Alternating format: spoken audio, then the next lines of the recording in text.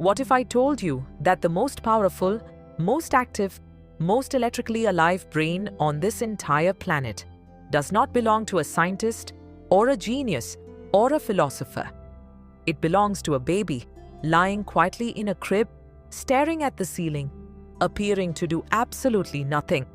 And that in the silence of that ordinary moment, more is happening inside that tiny skull than in the mind of any adult who has ever lived. This is not an exaggeration. This is not poetry. This is one of the most well-documented and repeatedly confirmed findings in all of modern neuroscience. And once you understand what is actually happening inside a baby's brain, you will look at every infant you ever see with a kind of quiet awe that you cannot fully put into words. Let us start at the very beginning, because the story of a baby's brain does not begin at birth. It begins at just 3 weeks after conception, when a tiny cluster of cells folds in on itself and forms what scientists call the neural tube, the very first shape of what will one day become the most complex object in the known universe. By the time a baby is born, that brain already contains approximately 100 billion neurons, 100 billion individual nerve cells, roughly the same number as there are stars in the Milky Way galaxy. But here is the thing that changes everything. Those neurons, at birth, are mostly not yet connected to each other. They are like 100 billion musicians who have all arrived at a concert hall but have not yet found their instruments, have not yet been told what song to play. And what happens in the first years of life is the most extraordinary symphony you have never been able to hear. From the moment of birth, every single experience a baby has, every face it sees, every sound it hears, every time it is held or spoken to or sung to or simply allowed to lie in a patch of warm light, causes neurons in that brain to reach out toward each other and form connections called synapses, and the speed at which this happens is almost impossible to fully imagine. In the first 3 years of life, a baby's brain forms over 1 million new neural connections every single second. Not per minute, not per hour, every second, while the baby is sleeping, while the baby is crying, while the baby is doing what looks like absolutely nothing. The brain never stops building itself, and it builds fastest of all in the moments that look the most quiet. Now here is the first twist, and it will make you see something very ordinary in a completely new way. You might assume that the more connections a brain forms, the smarter or more capable it becomes.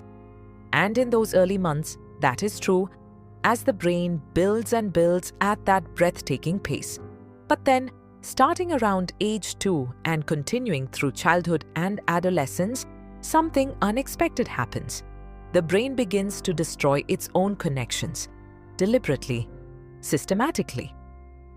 With what neuroscientists call synaptic pruning, the brain starts cutting away the pathways that are not being used and strengthening the ones that are. It is the same principle as a gardener cutting back a wild, overgrown bush, not to kill it, but to help it grow in a direction that is stronger, more defined, more purposeful. The connections that survive pruning are the ones that have been reinforced by experience, by repetition, by emotion, by meaning. And what this means, in the most human terms possible, is that the world a baby grows up in does not just influence it. It literally sculpts the physical structure of its brain. The people who speak to a baby shape which language pathways survive. The music a baby hears shapes which auditory circuits strengthen. The love a baby receives or does not receive shapes the stress response system in ways that can last an entire lifetime. The environment does not just surround a baby, the environment becomes the baby's brain. Here is where it becomes deeply emotional and where the second twist lives. Because most people assume that babies do not really feel things the way older children and adults do, that their inner world is simpler, dimmer, less vivid. And the science says something that stops people cold when they first hear it. Research using brain imaging technology on infants has shown that babies experience emotion with a full body, whole brain intensity that most adults will never match again. The feeling centers of a baby's brain are active before the thinking centers are developed, which means that a baby does not experience the world through thought filtered by feeling. It experiences the world as pure feeling, without any of the cognitive cushioning that adults use to soften, rationalize, or manage their emotional experiences. When a baby is frightened, it is not a little frightened. When a baby feels safe, that safety is total. When a baby is comforted by a familiar voice, the relief that floods through its nervous system is not mild or partial, it is complete.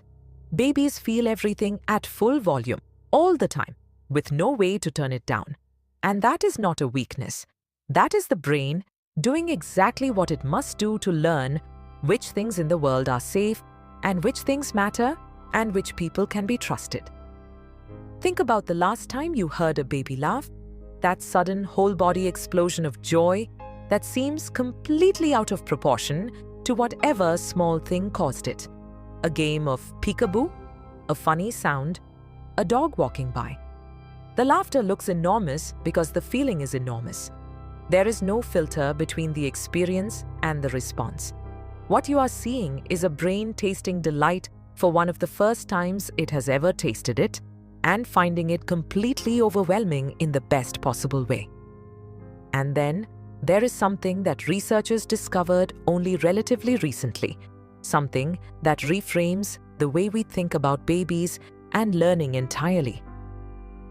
For a long time, scientists believed that babies learned primarily through observation, that they watched the world, absorbed information passively, and stored it away. But a series of experiments over the past 2 decades has revealed something far more active and far more remarkable. Babies, it turns out, are natural scientists. They form hypotheses, they run experiments, they track cause and effect with a focus and consistency that would impress a research team. When a baby drops a spoon from a high chair and watches you pick it up and then drops it again and again and again, it is not misbehaving. It is testing a theory. It is asking, does this always happen? Is the outcome consistent? What changes when I change the variable? The baby is doing, with its body and its gaze, exactly what scientists do with their notebooks and their laboratories. And it is doing it before it can say a single word, before it has a concept of itself as a thinker, driven by a brain that is hungry, relentlessly and joyfully hungry for understanding.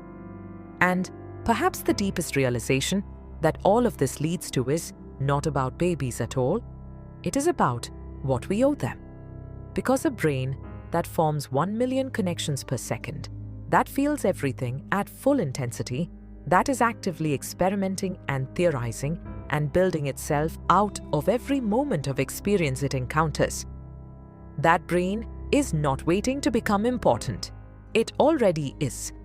Every conversation you have near a baby, every song you sing, every time you respond to a cry, every gentle word and warm touch and quiet moment of eye contact, all of it is raw material for a mind that is under construction in the most literal sense. You are not just caring for a baby. You are participating in the building of a human being, one synapse at a time, and nothing you do in that presence is too small to matter, because inside that small and quiet head, everything is enormous, everything is electric, and everything, absolutely everything, leaves a mark. If this gave you a new way of seeing the miracle that is a baby's mind, share it with someone who loves one, because some knowledge makes you more human for having it. Subscribe for more mind secrets.